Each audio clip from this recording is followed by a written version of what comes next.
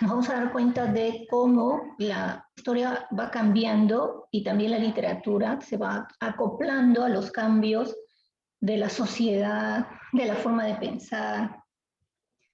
Y es una muestra, ¿no? La literatura es una fuente muy importante para conocer también la historia, el pensamiento, la forma de pensar en ciertas sociedades.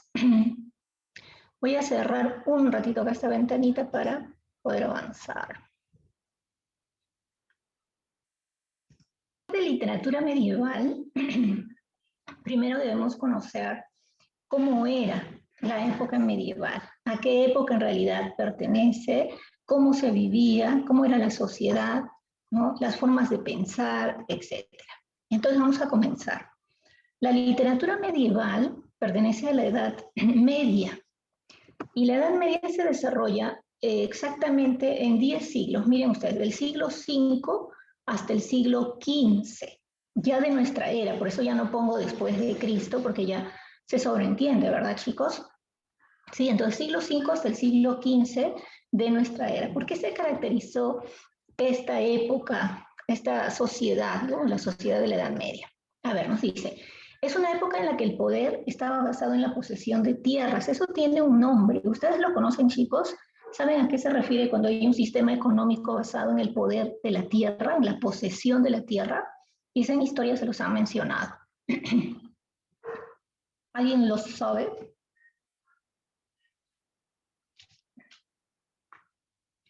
Ajá, muy bien, Guerrero.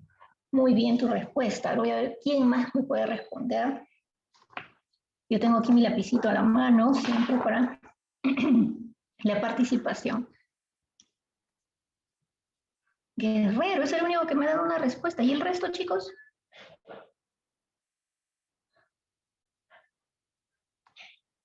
Ajá, muy bien, Génesis. Génesis Único. 2 alumnos. El resto, entonces, atentos, ¿no? ¿Cuál es ese nombre? Allí lo tienen. Lean, chicos, lean antes de que yo lo pronuncie. ¿A qué se refiere este sistema económico? ¿Sí? Ese es su nombre. A ver, ahora sí ya lo leen, ahí lo tienen. Feudalismo. ¿Sí? El feudalismo era el sistema económico imperante en la antigua Edad Media. Entonces, ya aquí el sistema cambia, ¿por qué? Porque a pesar de que hay reyes, esta es una época monárquica, donde todavía hay reinados, está como que presente la frase, el rey reina pero no gobierna. En realidad, ¿quiénes eran los que tenían el poder? Eran los famosos señores feudales, los dueños, ¿no?, de castillos, de muchas tierras, y como ven allí en ese fondo, en esa imagen, ¿no ven ustedes al fondo los castillos? Está también allí una iglesia y ya más cerca se ve a los trabajadores del campo. Este es el sistema económico imperante de la época, en el cual la posesión de tierras era lo que realmente te daba poder. Ya no un título de nobleza, un título nobiliario, sino la posesión de tierras, ¿sí? ¿Por qué otra característica es importante en esta Edad Media? Mira tú, la época de guerras feudales y religiosas. ¿A qué se refiere esto? Época de guerras feudales y religiosas. Esta edad se caracteriza también por el espíritu religioso. Por ejemplo, en oposición a lo que hemos visto en la edad antigua, cuando hablamos de Grecia, cuando hablamos de Roma, existían muchos dioses, ¿recuerdas? Los famosos dioses del Olimpo, que surgieron de la imaginación de los griegos. Luego esta creación, ¿no?, y creencia de estos dioses es pasada o traspasada transmitida a los romanos. Ellos también, pero luego comienza la era cristiana con el nacimiento de Cristo, de Jesucristo. Entonces, con el nacimiento de Jesucristo ya nace la era cristiana. Y en esa era cristiana se va dejando entonces la creencia en los antiguos dioses, para dar paso solo a la creencia o a la fe de un solo Dios. Entonces aquí tiene mucho poder la Iglesia Católica, la religión. Es más, es la época en la que se realizaban grandes batallas en nombre de la religión. Los combatientes iban y defendían a la religión, y lo otro eran aquellos que iban y combatían, ¿para qué? Para ganar tierras. Entonces es la época de guerras por tierras y también las guerras en nombre de la religión. ¿Por qué? ¿Qué pretendía la Iglesia Católica? Su objetivo era catolizar, ¿no? Catequizar a toda la gente que no creyera en Dios, que no sea católica. Hay que volver católicos a todos. Ese era su objetivo. Y entonces no bastaba con ir y decir, oye, sí, Dios existe, toma, lee la Biblia. No. Había otras formas porque no todo el mundo iba a aceptar de buenas a primeras. Entonces se utilizaba la guerra. Así que por eso dice aquí, época de guerras feudales y época de guerras religiosas, ambos tipos, ¿sí? Allí tienes entonces, a ver, una imagen de los antiguos caballeros, los señores feudales que iban y luchaban y se enfrentaban, ya sea para ganar tierras o también, como les decía, en nombre de la religión. Pero ustedes saben que siempre hay también por ahí un segundo objetivo, ¿no? Algunos decían que iban en nombre de la religión, para catequizar, para catolizar, pero en el fondo, muchos de ellos lo que en realidad querían era ganar tierras, ¿no? Y el pretexto era en nombre de Dios, en nombre de la Iglesia Católica, ¿no? Hecho que no necesariamente era verdad. Bien, esta imagen la he puesto allí precisamente para que recuerden que la Edad Media es una edad teocéntrica, ¿no? Esto es un término de oposición a otro que hemos visto ya antes. Por ejemplo, en la semana pasada, en el repaso incluso, yo les pregunté qué era el antropocentrismo. Y hoy vamos a usar otro término, teocentrismo. A ver, para recordar, ¿qué es el antropocentrismo, chicos? Lo hemos visto, lo hemos mencionado incluso la semana pasada antes del examen. ¿Qué es el antropocentrismo? A ver, quizá... Ajá, muy bien, Pérez, Zulca, Guerrero, perfecto. A ver, Alonso.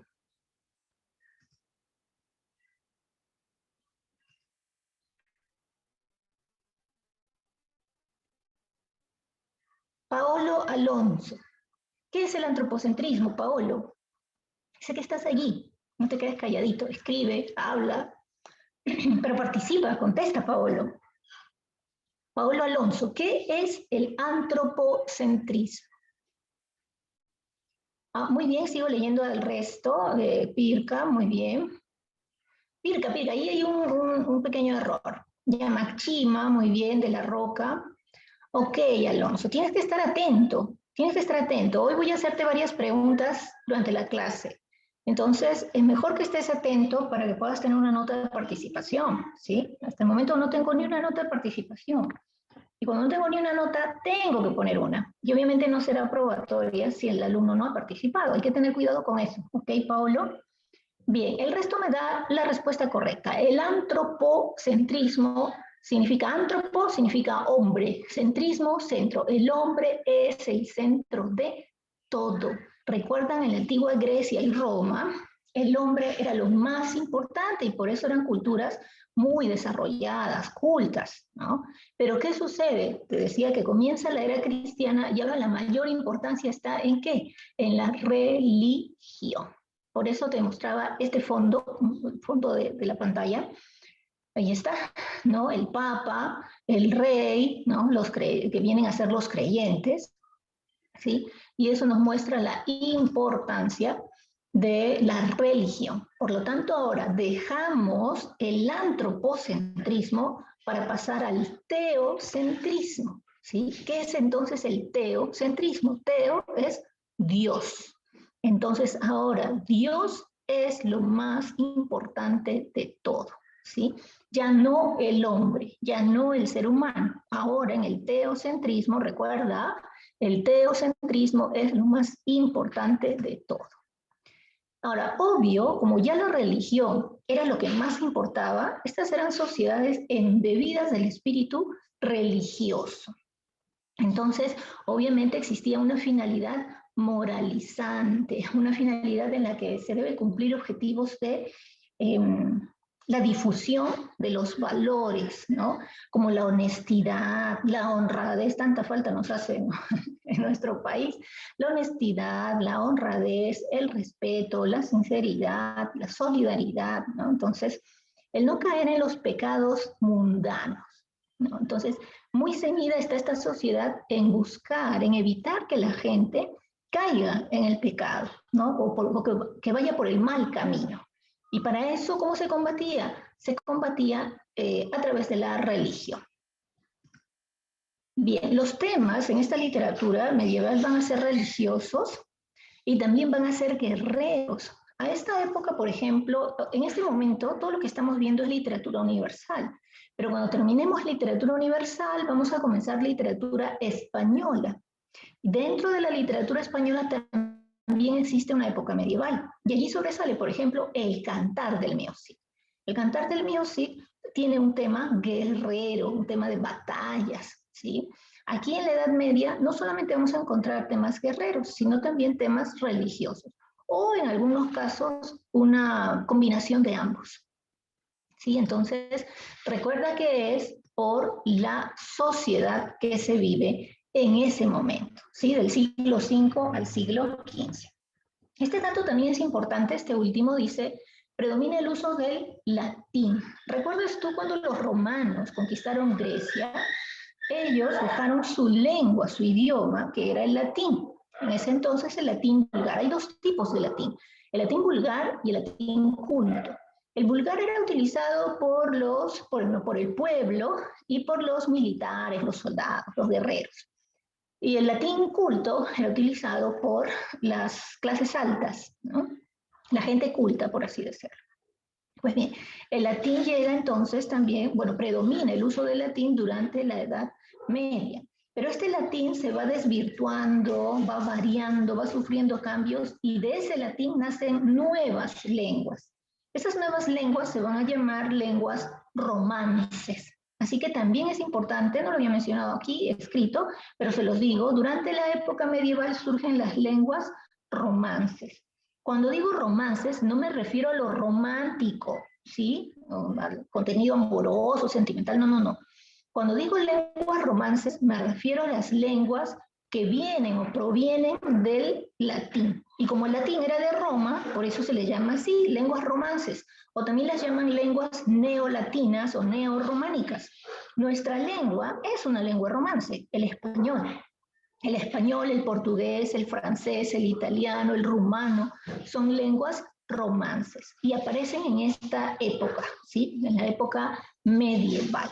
Bien, estas son las características, chicos, generales de la literatura medieval. Pero, a ver, voy a regresar un poquito. Ya está. Céntrense aquí, miren. Siglo V al siglo XV. Del siglo V al siglo XV. Quiere decir que si yo les menciono siglo XIV, siglo XIII, ustedes entenderán que ya es casi la época final de la Edad Media. Ya es la etapa final de la Edad Media. Ahora yo les pregunto, ¿ustedes saben qué sigue luego de la Edad Media? ¿Qué viene después de la Edad Media? Primero la Edad Antigua, luego la Edad Media. Y después de la Edad Media, muy bien Génesis, muy bien Machaca, Fernández, muy bien, muy bien. Dentro de esa siguiente edad, para todos los que me han respondido, Fernández, muy bien, es la Edad Moderna. Luego de la Edad Media viene la Edad Moderna, Aliaga, Becerra, muy bien chicos, la Edad Moderna. Esa Edad Moderna, muy bien Zulca, sí, así es, Mariños, perfectas sus respuestas. La Edad Moderna. Dentro de esa Edad Moderna vamos a encontrar movimientos. Y el siguiente movimiento se va a llamar Renacimiento. ¿Qué es lo que vamos a ver la próxima semana? El Renacimiento con William Shakespeare. Pero antes de que comience el Renacimiento, vamos a encontrar un pre-Renacimiento. ¿Sí? Entonces, quiero que entiendan claramente, ¿qué es entonces un pre-Renacimiento? Un pre-renacimiento viene a ser la etapa final que tú ves acá entre estos siglos. Cuando ya nos estamos acercando al siglo XV, cuando ya está muriendo la Edad Media, antes de eso hay como una especie de periodo de transición a la siguiente edad, a la Edad Moderna. Ese periodo de transición se va a llamar pre-renacimiento, ¿ok? Esto ya lo hemos visto, que eran las características de la literatura medieval, ¿sí? Allí, por ejemplo, miren, en esta imagen ves a los famosos señores feudales que van a combatir, ¿no? Ya sea por tierras o por religión. Bien, entonces recuerda, ahí está el nombre, pre-renacimiento. Pre-renacimiento, pre significa antes del renacimiento, ¿sí? Es la última etapa de la Edad Media, no lo olvides, pre-renacimiento. ¿Qué nos dice aquí?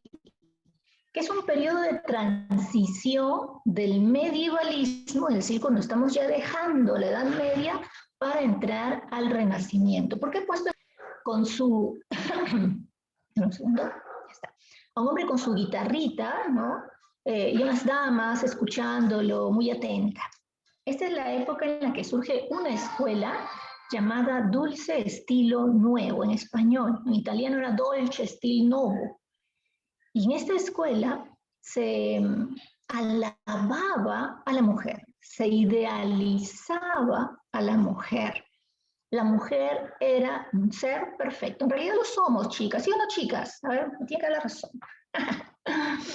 En esa escuela que les decía Dulce Estilo Nuevo, el poeta se caracterizaba por ensalzar a la mujer. Y no me refiero solamente pues a la belleza femenina, sino en todo sentido. Para el hombre que estaba en esta escuela del dulce estilo nuevo, la mujer era un ser perfecto, una especie de ángel caído del cielo, a quien había que amar, tratar bien, ensalzar, endulzar, etcétera, porque era eso una especie de camino para llegar a Dios, ¿no? Qué bonito, ¿no? Bien, por eso era esa imagen. Mira tú, siglos XIII a siglo XIV en Italia. Allí nace el pre-renacimiento, ¿ok? Y son justo los últimos siglos, porque en el XV ya están haciendo el Renacimiento que pertenece a la Edad Moderna, como ustedes muy bien han respondido. Aquí se da mayor importancia al ser humano. El ser humano viene a ser lo más importante. Mira, ¿te estás dando cuenta de la diferencia? Habíamos mencionado en la Edad Antigua, en el clasicismo, en la literatura griega, romana, lo más importante era el hombre, ¿ok? Pero luego, no, vamos a por aquí abrir la ventanita, ya está. Lo más importante era el hombre, pero luego comienza la Edad Media y ya el hombre no es importante, ahora lo más importante es Dios, la religión. Sin embargo, esta etapa no va a ser eterna, también va a sufrir cambios. Ahora nuevamente se va a dar importancia al hombre, al ser humano. ¿Te das cuenta que es como si fuera una ola que sube y baja, una especie de vaivén o una especie de sub y baja, ¿no? Que la historia va volviendo. ¿Qué significa esto? Que si nuevamente le estamos dando importancia al hombre, quiere decir que nuevamente estamos imponiendo el antropocentrismo. Eso es precisamente la base del Renacimiento que vamos a ver la próxima semana. Ya se va dejando de lado un poco el tema religioso para dar nuevamente importancia al hombre. ¿Por qué? Porque en la Edad Media, ustedes sabrán también por las clases de historia, que durante la Edad Media hubo recesión científica, no hubo avance, no hubo desarrollo de la ciencia, de la cultura, de los conocimientos. ¿Por qué? Porque la Iglesia Católica ejercía un poder tan grande que evitaba eso, que pensaba que si el hombre tenía mucho conocimiento, mucho estudio, haría a un lado la religión. Y eso era lo que ellos no querían. Entonces, una manera de dominar era evitar. Y estaba prohibido. Estaba prohibida la investigación, ¿no? Las bibliotecas incluso tenían ciertas restricciones para que la gente vaya a una biblioteca a leer, a buscar información. Si tú decías, bueno, estoy aquí ingresando a la biblioteca porque necesito información acerca de Dios, de la religión, ya pase usted, te aplauden. Pero si dices, no, quiero saber acerca de la ciencia, el mundo, no, venga otro día. No te permitían porque eso causaba mucho temor a la Iglesia Católica. Y es por eso se habla de una recesión científica, ¿sí? No lo olviden.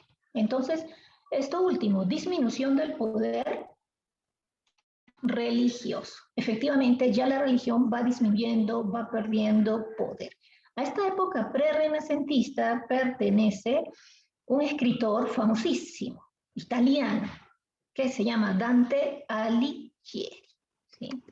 Hablemos entonces acerca de él. Pero vamos a mencionar otros representantes, ¿no? Antes de hablar así de lleno de Dante Alighieri. ¿Qué obra conocen ustedes de Dante Alighieri, chicos? A ver, los leo. ¿Alguna obra que recuerden, que conozcan acerca de Dante Alighieri? Antes de escribir. Los leo, los escucho.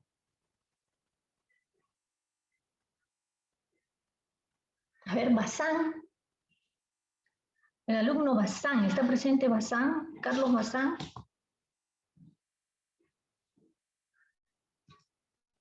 Lo voy a buscar aquí entre los participantes. Sí, Carlos, ahí estás. Dime, una obra de Dante Alighieri. Ya, a ver, lo estoy leyendo. Empecé a escribir un poquito rápido, porque se me pasó por ahí. De la Roca, muy bien. Machaca, esa es una parte. Machaca, lo que me has escrito es una parte de la obra. Fernández, muy bien. Aliaga también me ha escrito una parte. Eso es un capítulo, por así decirlo, ¿no? Una de las 3 partes en las que se divide la obra más famosa de Dante Alighieri. Eso es cultura general. Todos tendrían que saber. Muy bien, Damas, Olaya, perfecto. Chicos, recomendación, porque esto me lleva a una reflexión.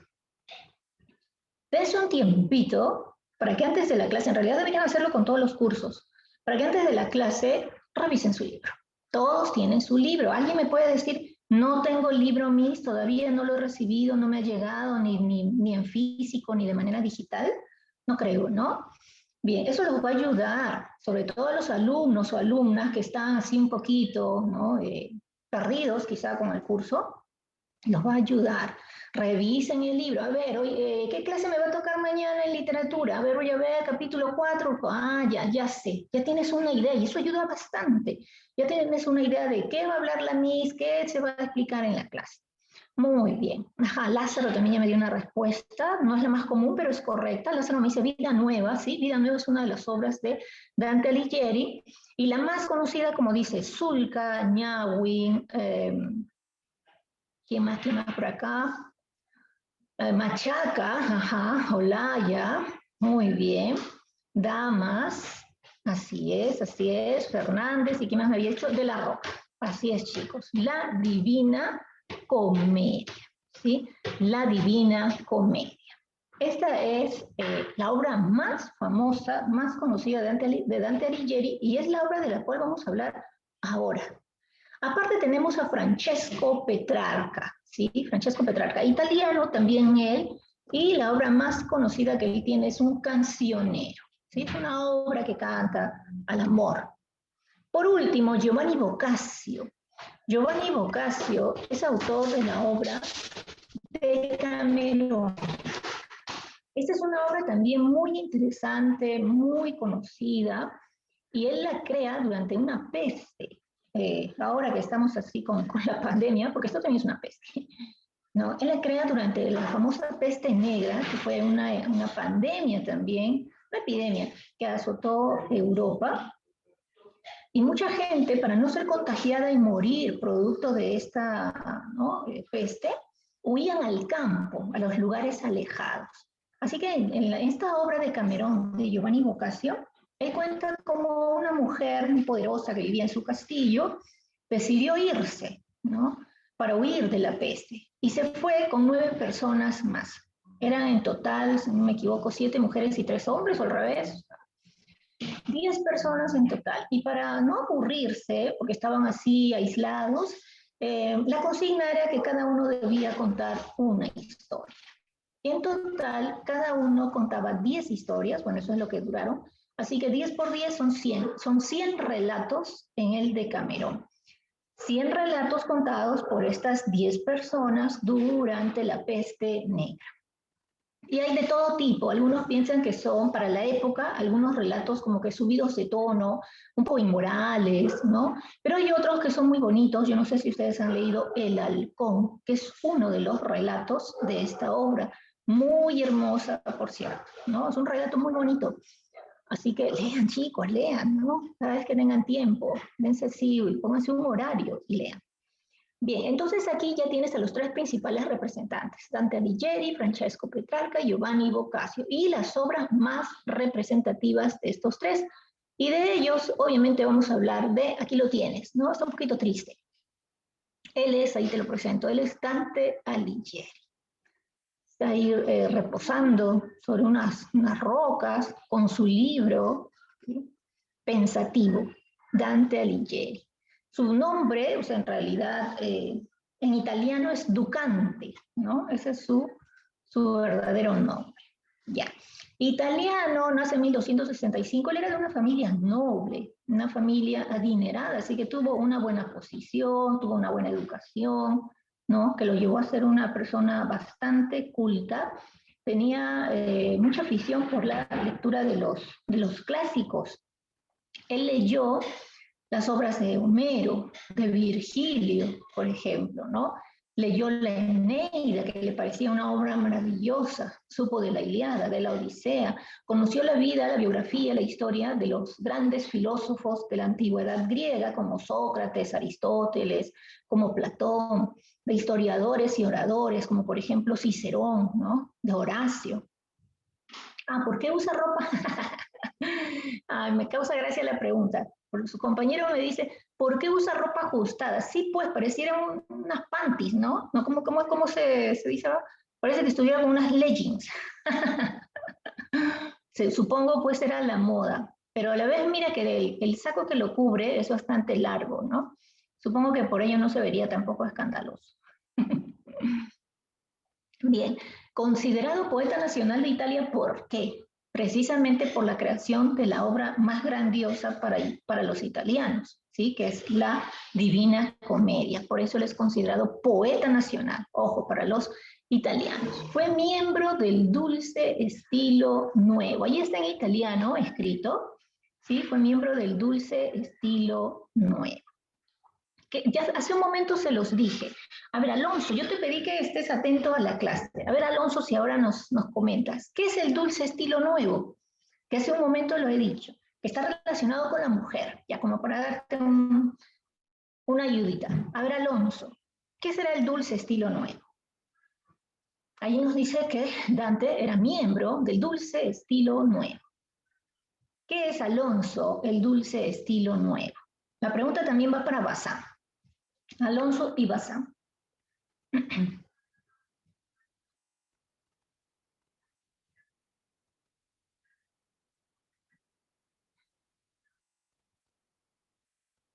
Alonso, estoy esperando tu respuesta. Bazán, igual.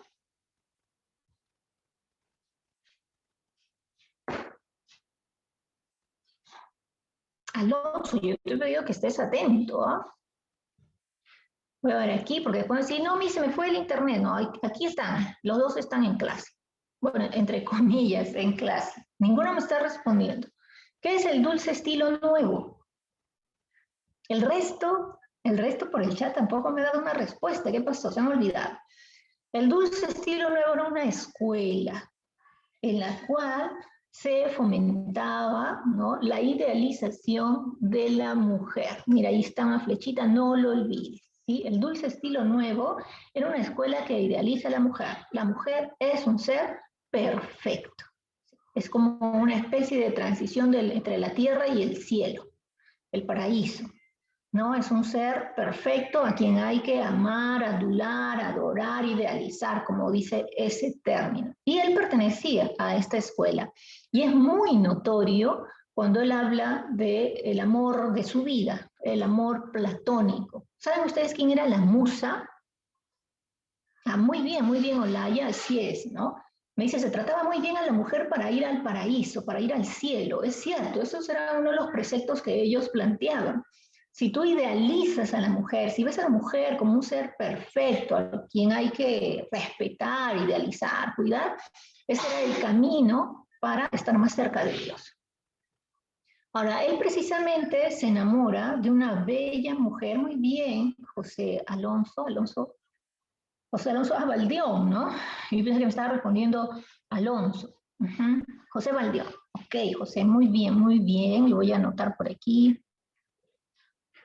Muy bien, José. Muy bien, Olaya, Marcia. La musa de Dante, él se enamora de una mujer muy bella llamada Beatriz Portinari. La historia cuenta que Beatriz nunca lo aceptó, bueno, la verdad que ni siquiera se fijó en él, pero él la idealizaba precisamente porque él pertenecía a esta escuela, al dulce estilo nuevo, y él idealizaba a Beatriz, ¿no?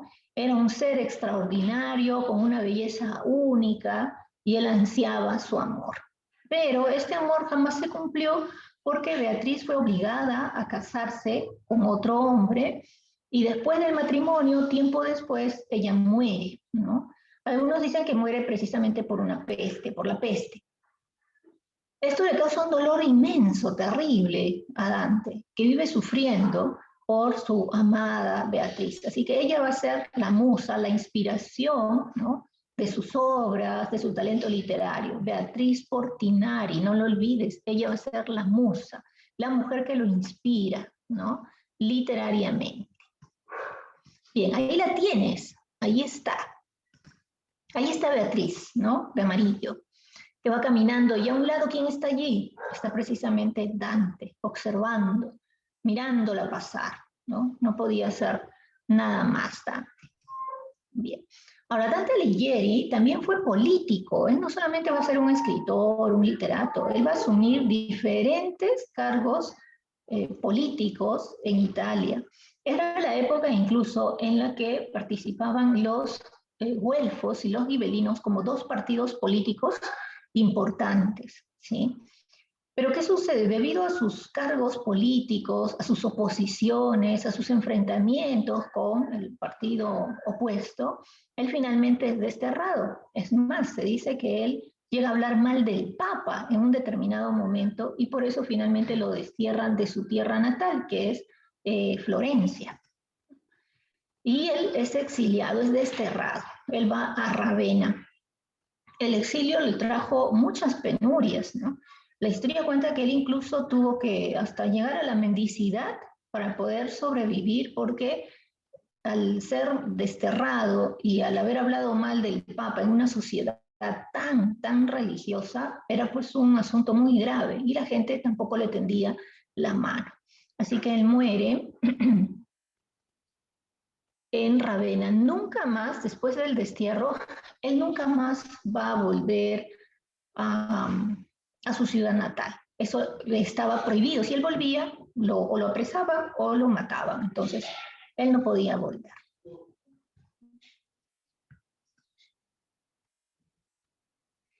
Mire, antes de que empiece a llenar aquí, me he olvidado acá un pequeño cuadrito. Antes de que empiece a llenar aquí esta pantalla, ahí está Dante, ahí está con su libro. ¿Qué se ve en la imagen, chicos? ¿No? Se ve una de las partes de la obra más famosa que tiene, la Divina Comedia. Miren ustedes aquí, ¿no? Personas que se ven que están sufriendo, ¿sí? Se ven por ahí demonios, ¿no? Hay muchos demonios. Esto viene a ser el infierno. Por aquí está el purgatorio. Ahora vamos a ver quiénes van al purgatorio y por qué, ¿no? Y finalmente estos cielos que se ven aquí ya en la parte superior vendría a ser pues el paraíso, ¿sí? Que es lo más, lo sustancial en esta imagen, ¿no? Pero bastante representativa de su obra, La Divina Comedia. Ahora, ese no es el título original. ¿Ustedes saben cuál es el título original de esta obra, chicos? Porque todos lo conocemos así, como La Divina Comedia, La Divina Comedia. Pero ¿cuál es el título original de La Divina Comedia? Porque ese no es el título que le dio Dante.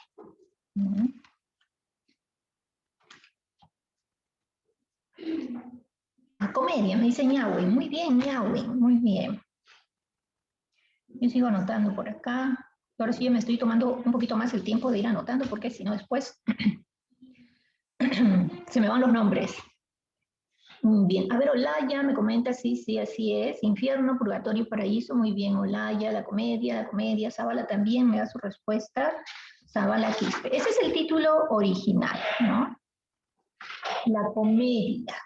Así nada más se titulaba, ¿no? La Comedia. Pero ¿por qué ahora la conocemos como la Divina Comedia? ¿No? ¿A qué se debe que ahora se le llame así? La Divina Comedia. Ahí está, el título original, Comedia. Giovanni Boccaccio, ¿sí? El autor del Decamerón, que te decía que hablaba de la peste, ¿no? Unos relatos durante la época de la peste, le agregó el adjetivo divina. Cuando Giovanni Boccaccio lee las obras de Dante Alighieri, dice, este título, comedia, es muy simple para una obra grandiosa, maravillosa, no puede ser así. Y él decide agregarle ese calificativo, ese adjetivo, divina. Y a partir de ese momento, las obras saldrán a la luz como la Divina Comedia. Pero recuerda que no era el título original. Ahora, si el título original era comedia, yo te pregunto, ¿de qué crees que trata la obra? Si es una comedia, o si el título se llama así, si el título original era ese. ¿Por qué una comedia? ¿Alguien lo sabe, chicos? Nada. Antiguamente la división de los géneros literarios era todavía un poco precaria, ¿no? Y se le llamaba comedia a las obras cuyo final era feliz. Si el final es feliz, si el final es alentador, esto es una comedia. Pero en realidad, hoy en día no es considerada una comedia esta obra. Es más, las comedias son obras teatrales y esto no es teatro, ¿sí? Esto no es teatro. Bien, entonces, ¿qué es la comedia? Aquí lo tienes, es un poema épico. Dante la llamó comedia porque el final es feliz, ¿sí? Por eso la llamó comedia, no porque en realidad lo sea, no es una comedia. ¿Me están entendiendo eso, chicos? ¿Está clara esa parte? A ver, ya, claro, muy bien, Génesis. Ya, todo está claro, ya, perfecto. Entonces les repito, el autor la llamó comedia porque tiene un final feliz, pero en la actualidad, para nosotros, comedia es una obra graciosa, divertida, es una obra de teatro, ¿sí? Que es graciosa, que es divertida y sí, pues tiene un final feliz. Entonces, él le puso comedia solo por eso, porque el final es feliz. Pero en realidad, esa obra es un poema épico. Aquí lo tienen, está ahí en la pantalla. Es un poema épico, es un extenso poema. La obra está escrita en verso, pero es un verso antiguo, no siempre rima, ¿sí? Y pertenece al género épico, porque es una obra grandiosa, ¿no? Se relatan los hechos de manera así épica, grandiosa. Ahora, la estructura es tripartita. Esa palabra está en tu libro, ¿no? Yo te la menciono para que después no te confundas. Tres, partita, partes, tres partes. Es una obra dividida en tres partes que algunos de ustedes ya las habían mencionado, me las habrían escrito por el chat. La primera parte de la obra es el infierno, ¿sí?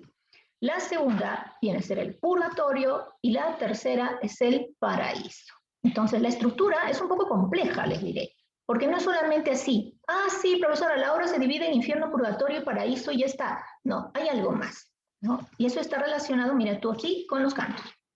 El infierno consta de 34 cantos, el purgatorio 33 cantos y el paraíso 33 cantos. Tú sumas todo, ¿cuánto da, chicos? A ver, los tomes en matemática. ¿Cuánto es? 34 más 33 más 33.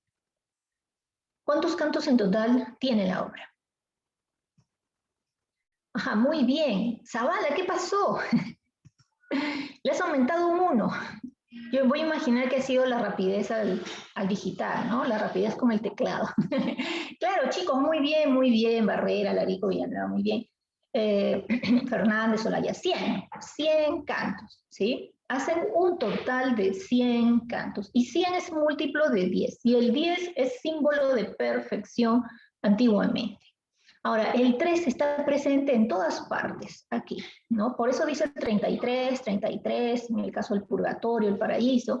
Por eso son 3 partes. Y es que el 3, el número 3, simboliza la Santísima Trinidad. El Padre, el Hijo y el Espíritu Santo, eso es la Santísima Trinidad.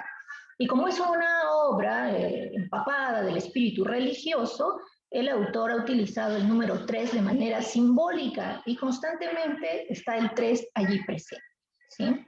Así que no lo olvides. Y por último, ¿cuál es el tema que vamos a tratar en esta historia? Dice, el viaje de un pecador por los 3 reinos de Ultratumba. ¿Quién es ese pecador? ¿Ustedes saben quién es ese pecador que va a viajar por los 3 reinos de Ultratumba?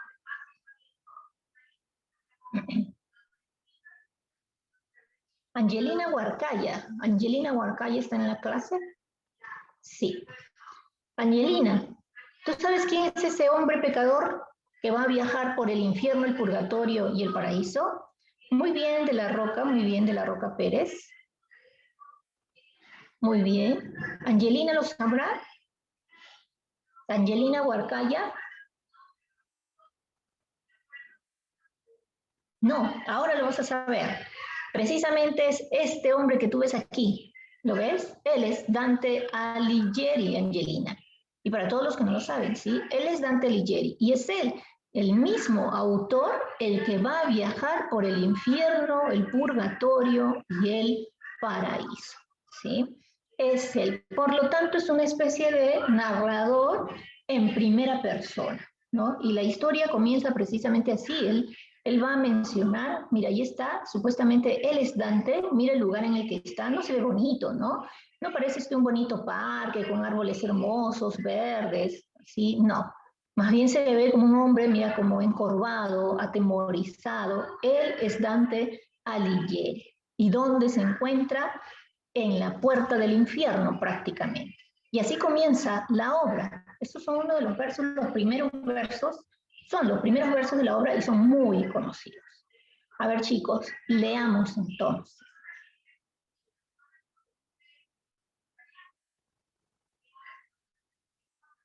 Dylan Larico.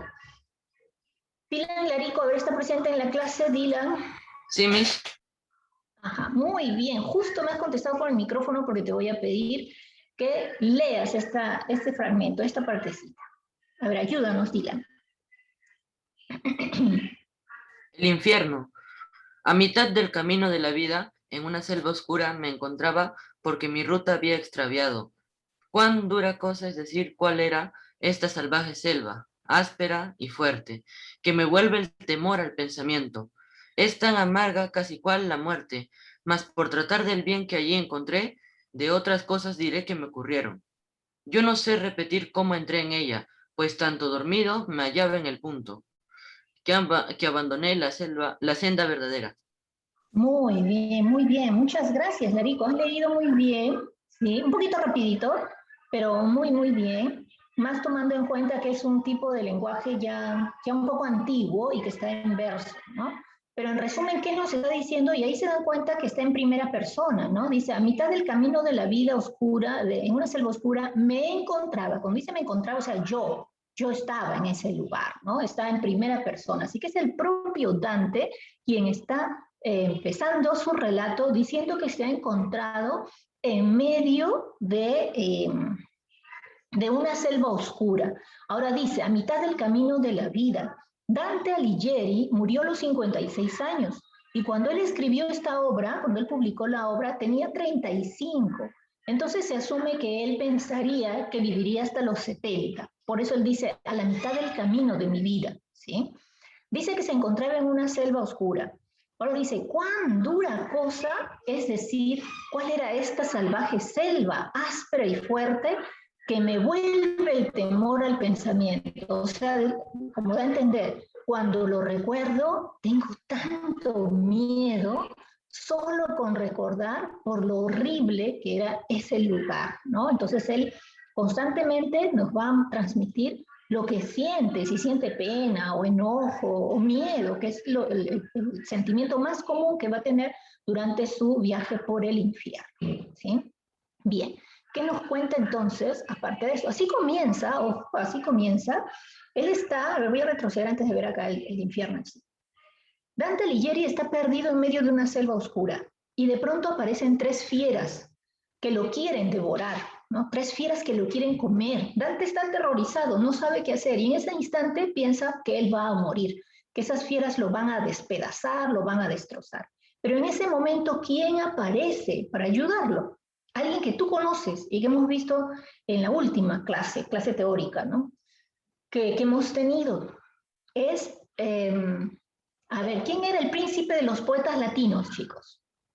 ¿Se acuerdan quién era el príncipe de los poetas latinos? ¿Recuerdan quién es el autor de la Eneida? Ajá, muy bien, de la Roca, el primero en contestarme, Olaya, muy bien. A ver, ¿quién más me da su respuesta? El tercero, a ver, para anotar. Ya está, de la Roca, Olaya, Guerrero. Muy bien, chicos. Virgilio, ¿no se acuerdan de Virgilio? Virgilio es el autor de la Eneida, ¿sí? Él, el príncipe, el Homero romano, muy bien Pirca, muy bien Becerra, sí, Virgilio, ¿no? El príncipe de los poetas latinos, como dice Pirca, el Homero, ¿no? Romano, Virgilio, él está presente allí. ¿Por qué ha tomado Dante Alighieri a Virgilio como un personaje? Porque recuerda, él ha leído, Dante Alighieri ha leído los antiguos y para él Virgilio es un hombre culto, es un hombre sabio. Él representa a la razón y por eso lo ha tomado en cuenta como un personaje para su obra. Así que continuemos. Virgilio aparece allí para rescatar a Dante Alighieri. Pero ¿sabes tú quién se lo ha pedido? ¿Quién era la musa de Dante? ¿Quién era la musa de Dante, chicos? El amor platónico imposible del pobre Dante. Ajá, muy bien, Fernández, Olaya, de la Roca, Barzola. Hasta ahí. Beatriz. Beatriz, muy bien, Zavala. Beatriz Portinari. Ella es el amor platónico. Se dice que Beatriz, desde el cielo, desde el paraíso, ella observa a Dante y se da cuenta de que Dante está en peligro. Entonces le avisa a Virgilio, va a buscar a Virgilio y le dice, Virgilio, por favor, Dante está en peligro, ayúdalo, guíalo. ¿No? Ayúdalo, guíalo. Y es por eso que Virgilio aparece. Así que hasta aquí recuerda, Dante va a tener 3 guías. Y ya te estoy mencionando el nombre del primer guía. ¿Quién es el primer guía de Dante? Recuerda, Virgilio. ¿Sí? El primer guía de Dante es Virgilio. Así que Virgilio se le acerca y él espanta a las 3 fieras, que solo con verlo las fieras se van, se retiran. Dante le da las gracias y le pregunta, ¿quién eres? ¿Cómo así has venido a ayudarme, a rescatarme? Y él le dice, soy el Homero romano, yo soy el autor de la Eneida, yo conté la historia del gran Eneas y la fundación de Roma. Entonces inmediatamente pues Dante se da cuenta, ¿no? Dante, estudioso, ¿no? Él estaba en la clase de literatura, él se acuerda y dice, ya sé, tú eres Virgilio, ¿no? Y le da las gracias y Virgilio le dice, yo te acompañaré por mandato divino a que conozcas este primer reino de ultratumba. Y ya lo tienes allí. Este es el esquema, el mejor esquema que he encontrado, que está bastante preciso. Ajá, sí, muy bien. Todavía no estamos allí de la Roca, pero sí, vamos a ir viéndolo. Empecemos con este primer reino de ultratumba, que es imponente. Mira tú la forma que tiene, ¿no? Este es un cono invertido, es decir, con el vértice hacia abajo. Se supone que aquí afuera, en la superficie, es Jerusalén. Por eso está así representado con las 3 cruces, porque es el lugar donde fue crucificado Jesús. Debajo de las tierras de Jerusalén se encuentra el infierno. Y el fondo, lo último, el vértice, viene a ser el centro mismo de la tierra. ¿Está bien? Es como que imagínate que vas con tu pala y estás cavando, cavando, cavando, cavando y llegas al centro de la tierra. Allí está, digamos, la ubicación central del infierno. Porque todo esto, todo este cono, viene a ser el infierno. ¿Y quiénes van al infierno? ¿No? Aquellos que han pecado y que nunca se arrepintieron de sus pecados. Pero como los pecados son diferentes, son distintos, hay muchos tipos de pecados, de acuerdo a eso, ellos van a ser ubicados en los círculos. Aquí se habla de círculos, ¿sí? Entonces tenemos los círculos del infierno. Veamos. En esta primera parte encontramos a los indiferentes. Voy a cerrar un poquito acá para poder yo misma tapo mi pantalla. Bien, a ver. Ahora sí. Tenemos esta primera parte del infierno que dice allí indiferentes. ¿Quiénes son los indiferentes? Los indiferentes son los espíritus que no tomaron posición para nada, ni para lo bueno ni para lo malo. O sea, ellos fueron indiferentes a todo. Lo único que a ellos les interesaba eran sus propios intereses particulares. Lo demás no les importaba. ¿Cómo son castigados los indiferentes? Allí nos dice, con mosquitos. Ellos son azotados por mosquitos, por insectos, por gusanos, que se les empiezan a subir por los pies y ellos gritan y se desesperan, pero nunca van a dejar de pasar por ese castigo. ¿Sí? Entonces dice, aquellos que vivieron su vida sin sentido, ¿no? Sin estar ni a favor ni en contra de nada. Por eso se les llama así, los espíritus indiferentes.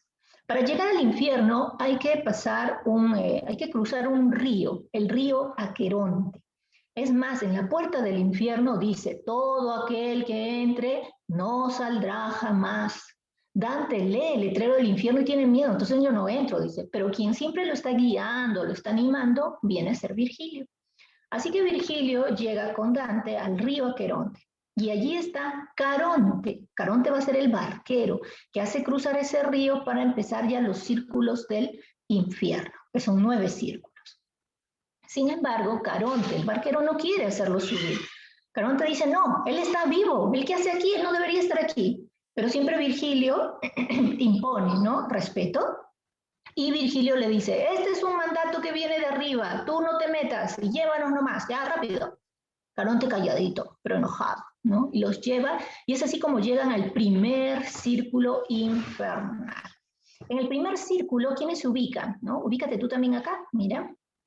Dice, los no bautizados. Y entre paréntesis dice, no verán a Dios. Por acá hay otra línea, dice, el limbo. Aquí se condena a Virgilio. ¿A qué se refieren con esto? Este círculo infernal se va a llamar limbo. Y en el limbo están los no bautizados. ¿Sabes tú que para ese momento, cuando Virgilio va al rescate de Dante, Virgilio ya está muerto? Recuerda, Virgilio es de la edad antigua, de la época romana. Él ya ha muerto, pero tras su muerte él no se ha ido al paraíso, ¿no? Muy culto y todo, no se fue al paraíso, se fue al infierno. ¿Por qué Virgilio está en el infierno? A ver, chicos, deducción, ¿ah? Si está en el primer círculo, ¿por qué Virgilio está en el infierno?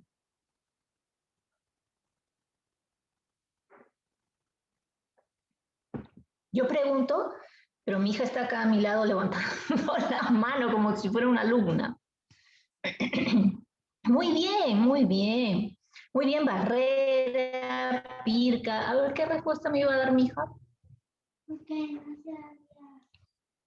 Ya sabes. Barzola, Guerrero, así es. Recuerda que Virgilio vivió en la época romana en la que todavía no se había dado el nacimiento de Jesús y no se había comenzado la era cristiana, o sea, eso es al final.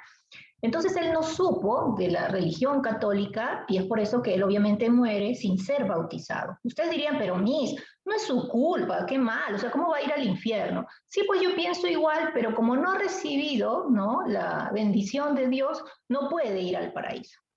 Ahora, sus castigos, el castigo para el primer círculo infernal no es tampoco tan grave. Ellos viven en una especie de campo inmenso y un castillo donde pueden habitar. Viven entre comillas, recuerden que ya son almas, son personas que ya murieron.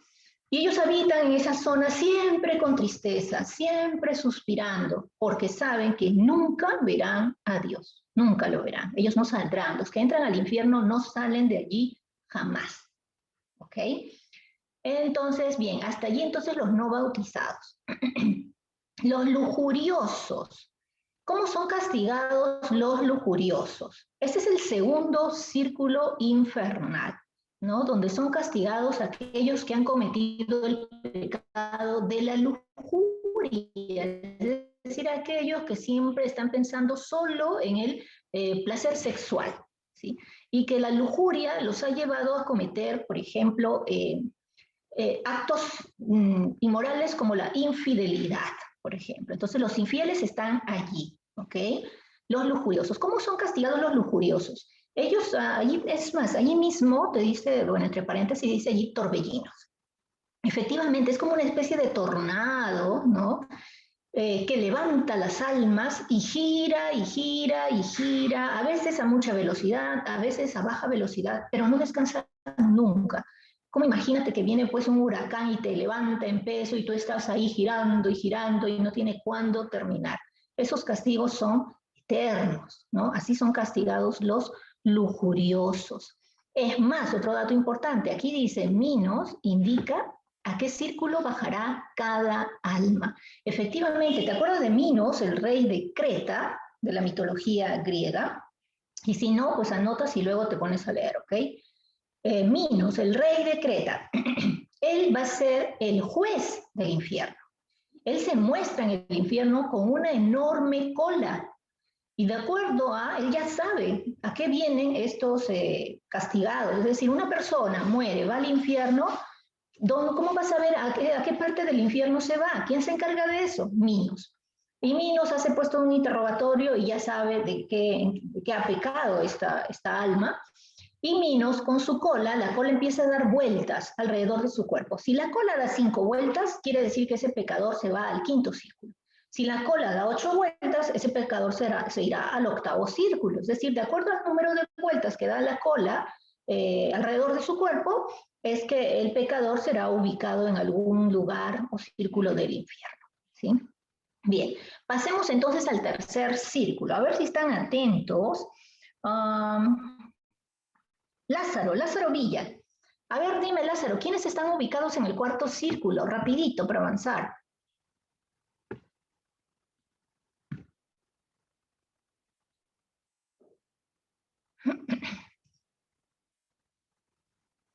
Lázaro, ¿quiénes están ubicados? Fíjate, solamente mira el cuadro. ¿Quiénes están ubicados en el cuarto círculo?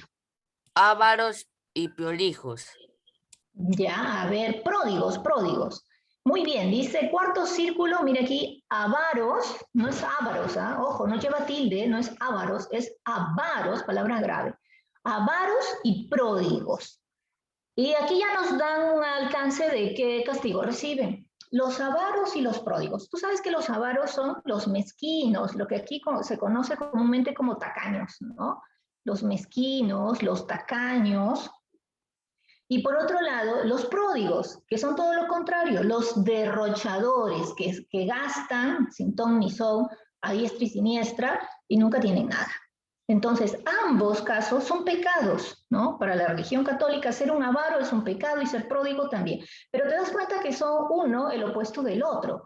Por eso precisamente es que ellos son castigados lanzándose piedras. Los avaros le preguntan a los pródigos, ¿por qué derrochas? O sea, ¿por qué gastas? Y los pródigos preguntan a los avaros, ¿por qué guardas?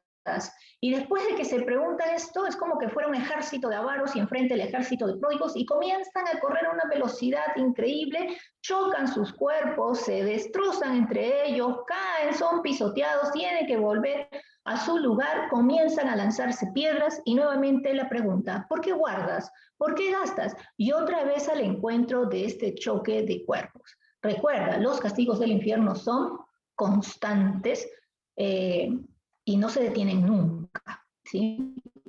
Nos dice aquí, es más aquí que Plutón cuida a este círculo infernal. Bien, esta es la primera parte. Hasta el cuarto círculo se dice que son los que no se han podido contener, que no ha podido evitar. Me había olvidado, chicos, creo que me he saltado el tercer círculo. El tercer círculo, el de los glotones, ¿no? Los comelones, cuidado, no se vayan a ir al tercer círculo, ¿no? Que, la clase de literatura, no, yo tengo hambre, me voy a comer mi pan con huevo, y te olvidas de la clase, te vas al tercer círculo. Los glotones se van al tercer círculo, ¿y cómo son castigados? Allí nos dice lluvia de granizo, en realidad es una especie de temporal donde cae lluvia, granizo, es una lluvia muy, muy fuerte, constante, que parece que te cayera como baldazos en todo el cuerpo y no se detiene nunca. Ese es el caso de los glotones, ¿sí? No lo olvides para pasar ya al siguiente, ¿no? Una lluvia, granizo, un agua negruzca, y el olor es pestífero, ¿no? Es pestífero. Por cierto, no te había dicho que los glotones son vigilados por el cancerbero. El cancerbero también es un personaje de la mitología griega, es un perro de 3 cabezas. Él los vigila. Si los glotones quieren huir de allí, el cancerbero los destroza, los descuartiza. Entonces ellos no pueden huir, tienen que seguir allí, en ese tercer círculo.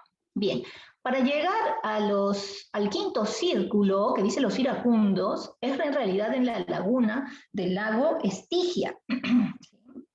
La laguna del lago Estigia. Y allí se encuentran ¿quiénes? A ver, ¿qué pecadores están en el quinto círculo? Medina Raez, Alexander. Sí, Miss. Alexander, según el esquema que estamos viendo allí, ¿quiénes están en el quinto círculo? El vaquero, el vaquero. El barquero, a ver, yo también voy a buscar. Quinto, mira, aquí estoy con el cursor lo indica, a ver. Quinto círculo, Medina. Laguna Estigia. Ya, es la laguna Estigia y al ladito dice quiénes son los... Iracundos y tristes. Ajá, perfecto, ya. Esa es la palabra importante, los iracundos, ¿no? Los iracundos se ubican en el quinto círculo infernal. ¿Y quiénes son los iracundos? Los que reniegan por todo, los que se enojan de todo. Esos vienen a ser los iracundos. Voló la mosca, reniegan. No vuela la mosca, también reniegan. Todo les da cólera, todo les causa ira, les causa furia. Y su ira, el no controlar esta ira, trae consecuencias negativas, ¿no? Así que ya lo saben por acá en mi casa también estoy diciendo, por si acaso, acá todos somos renegones. Al quinto círculo infernal, si no controlas tu ira, tu enojo, ya lo sabes. ¿Y cómo son castigados los iracundos? Los iracundos son sumergidos en unas aguas fangosas precisamente de esa laguna Estigia. Hay una parte de aguas fangosas y los iracundos están allí, sumergidos hasta el cuello. Aguas fangosas, aguas pestilentes y no pueden salir de allí. ¿Ok? Bien. Entonces, ese es el caso del quinto círculo. Luego, para avanzar, tienen que pasar unas murallas que se las llama así, las murallas de Dite. Y llegamos al sexto círculo infernal. Aquí encontramos a los herejes. ¿A quiénes se les llama herejes, chicos? ¿Quién es un hereje? ¿A quiénes se les dice herejes?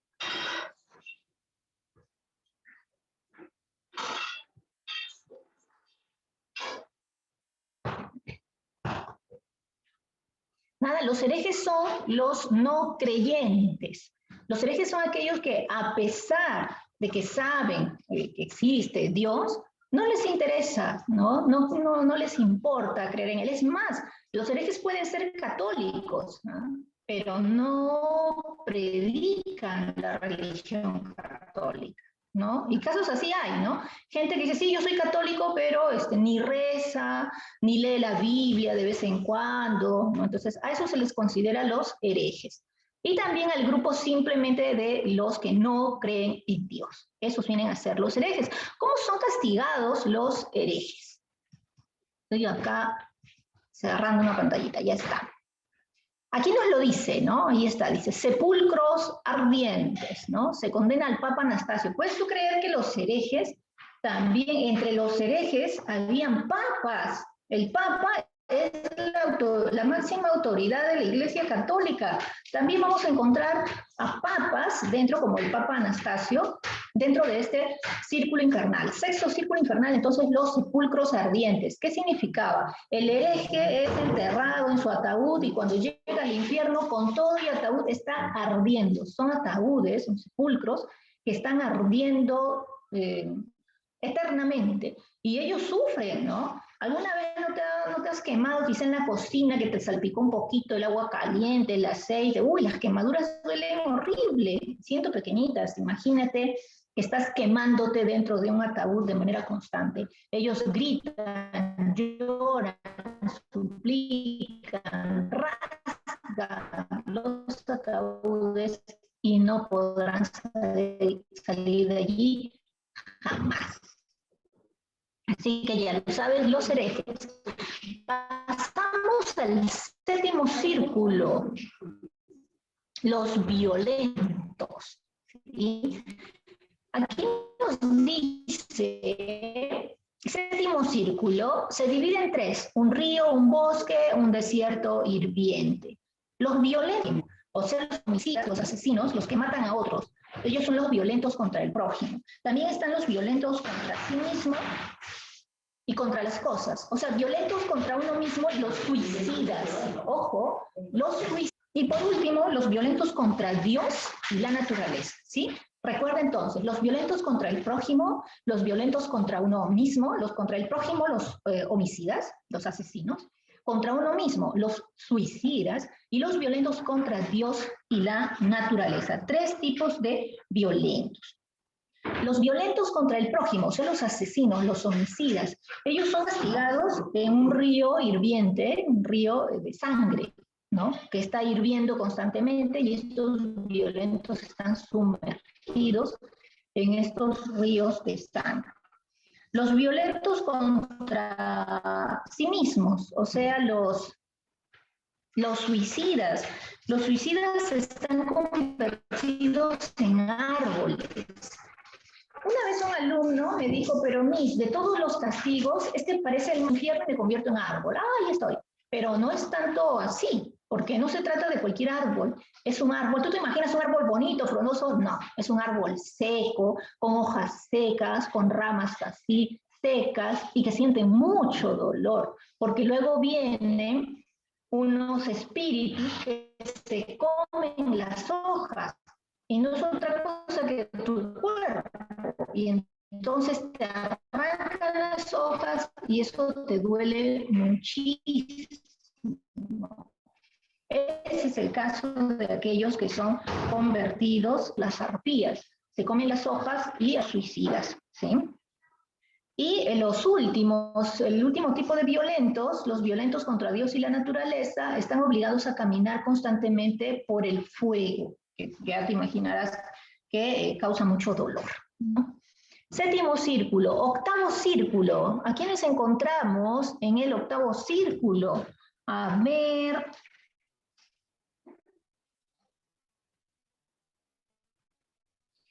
Sebastián More. Sebastián More está en la clase. Vamos a buscar. Sí. Sebastián, Ore Mendoza, mejor dicho, ¿no? Ore Mendoza, ¿a quiénes encontramos? Mira, ya está, había avanzado otra diapositiva. ¿A quiénes encontramos en el octavo círculo? Ore Mendoza. ¿Quiénes se encuentran en el octavo círculo? ¡Ore! Ore, no, ¿qué te ha pasado, Ore? No sabe, no opina. Estamos como los electores. Ya, Ivana me responde, Olaya, Zulka, Machaca, Pirca, pero si todo está en la pantalla, ¿qué ocurre? A ver, el último mensaje también. A ver qué Ore Mendoza. Y Ore Gutarra, Anthony Ore Gutarra nos puede decir, ¿quiénes están en el octavo círculo infernal? Ya estamos acabando el infierno, chicos. ¿Quiénes se encuentran en el octavo círculo infernal? Muy bien, muy bien. Todos me han respondido menos los dos Ore. Los fraudulentos. Los fraudulentos. Al fin, Ore Gutarra, ya muy bien, te voy a perdonar. Los fraudulentos en el octavo círculo. ¿Quiénes son los fraudulentos? Aquellos que cometen fraude, ya más o menos te puedes, ¿no?, imaginar. Dice, el octavo círculo se divide en 10 fosos con distintos castigos. Es decir, hay 10 tipos de fraudulentos. Por eso es que esta obra es grandiosa y también es muy compleja.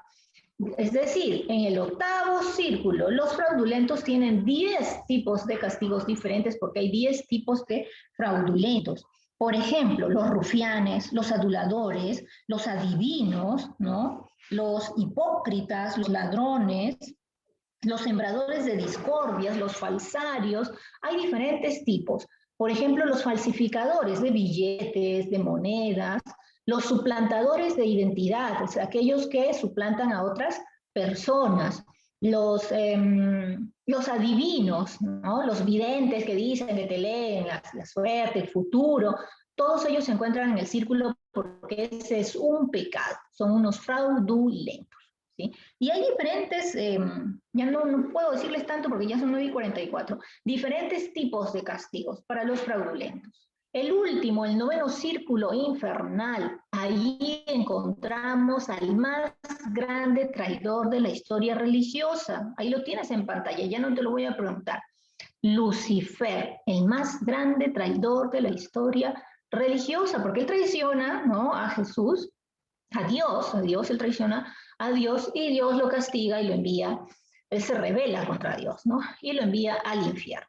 Allí Lucifer tiene 3 caras. Y ojo, este infierno no es como todo el mundo lo imagina, que es un lugar de mucho fuego, donde todos se están quemando. No, al contrario, el infierno es un lugar sumamente helado, hace mucho frío, es un lugar gélido completamente. Ahí está Dante y Virgilio temblando, ¿no?, por el frío.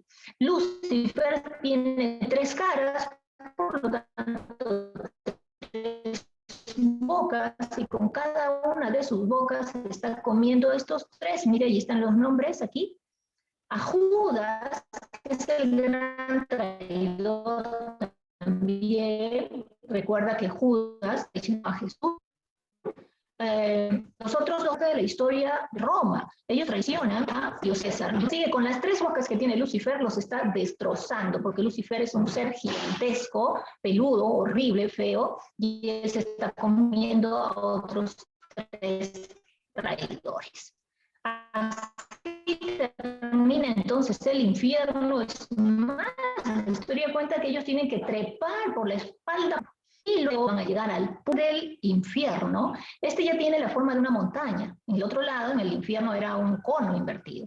Esta es una montaña, esta es la puerta del purgatorio, y aparece un ángel que le va a pintar 7 veces la letra P en la frente a Dante. Cada P simboliza un pecado. Estos son los 7 pecados capitales. Mira tú, la soberbia, la envidia, la ira, la pereza, la avaricia, la gula y la lujuria. Algunos de estos pecados son los mismos del infierno. ¿Cuál es la diferencia? ¿Por qué? ¿Quiénes van al infierno y al purgatorio? Recuerda que al infierno van aquellos que nunca se arrepintieron.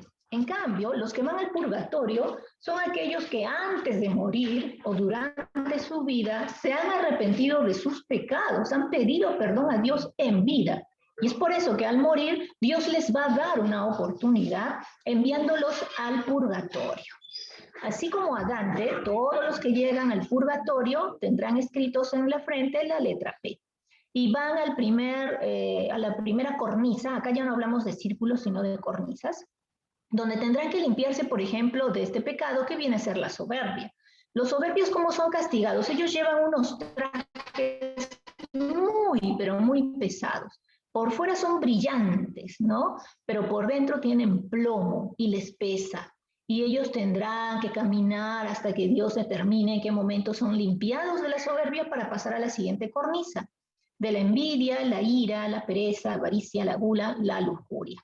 Cuando llegan a la cima del paraíso, ya Virgilio ya no puede acompañar a Dante, porque el siguiente reino será el paraíso, cuando llegan a la cima del purgatorio, ¿no? Así que allí Virgilio se marcha, Dante tiene miedo, está asustado, pero allí aparece Beatriz, su gran amor, ¿no? Su amor platónico, su amor imposible. Virgilio tiene miedo, dice, ¿y ahora qué voy a hacer acá? Pero ahí aparece Beatriz, bella, hermosa, y le dice, Dante, no tengas miedo, Dante, yo te voy a llevar al paraíso. Dante se emociona, al paraíso ya, vamos, al toque. Así que ahí ellos continúan al paraíso, que ya es la última parte, el tercer y último reino de los muertos. Aquí entenderás pues que ya van los espíritus nobles, los espíritus justos, aquellos que en todo caso ya se limpiaron de los pecados en el purgatorio, o aquellos que durante su vida fueron seres correctos y pasaron derechito al paraíso. Allí los tienes. El paraíso está formado por 10 círculos. Los nombres que tienen estos círculos tienen que ver con los planetas y con los astros, ¿no? Por ejemplo, acá tienes uno, la luna, otro cielo, que viene a ser Mercurio, Venus, Sol, Marte, Júpiter, Saturno, las estrellas. ¿Sabes tú que en el Sol, por ejemplo, en el cielo llamado Sol, están los espíritus sabios, ¿no? Se les llama los teólogos, aquellos que son cultos, que son estudiosos, ¿no? Así que ya sabes dónde te vas a ubicar después de la vida, en el cielo llamado Sol, ¿ok? Bien, chicos, entonces, con esto terminamos los 3 reinos de ultratumba, de los cuales el más conocido y aquel que teníamos que ver con más detalle, pues era el primero, el infierno. Yo te voy a invitar a que luego tú revises esta información y leas uno por uno cada ubicación, tanto del purgatorio como del paraíso, que ya lo hemos visto así de manera más sencilla, para que tengas, ¿no?, la información, para que completes la información. Tú ya sabes que luego yo voy a subir la clase al intranet. A ver, chicos, entonces, 9:50.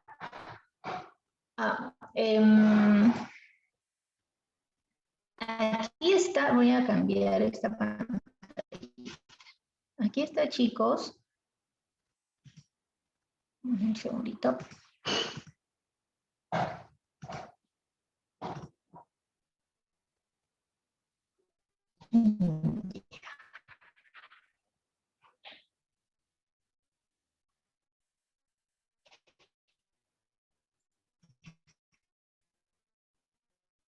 En las dos últimas